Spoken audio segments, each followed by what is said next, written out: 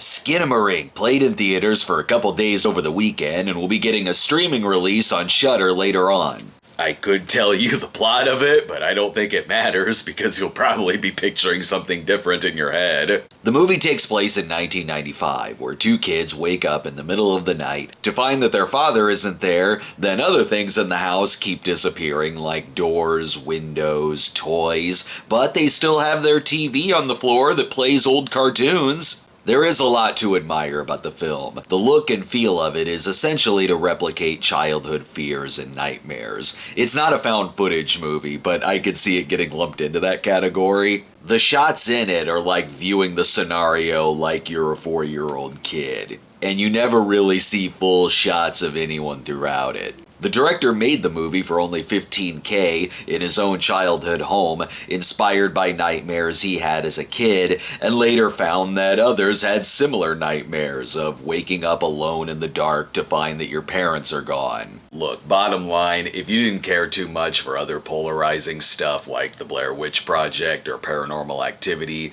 you probably really won't like this. I liked Blair Witch Project and Paranormal Activity, and I wasn't crazy about this film. Honestly, I would really dig this as a short film.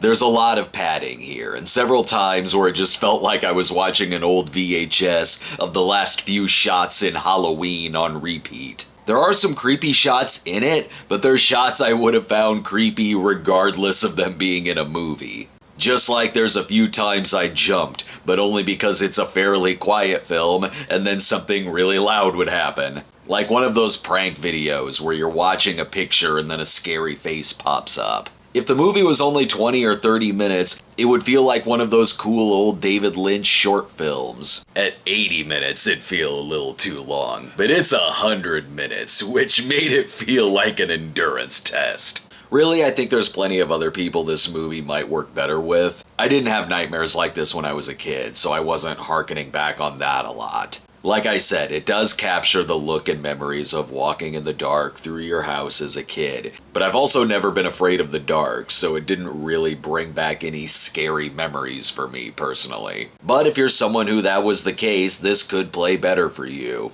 I'm curious what others think of it. I'll give it a C-. I respect the originality of it, the ambition behind it. I just couldn't really get into it. Thanks for watching, everyone, and stay tuned because we'll have reviews coming up for The Devil's Conspiracy, Missing, and a Midnight Screenings review on a movie called Midnight Screening. See you then.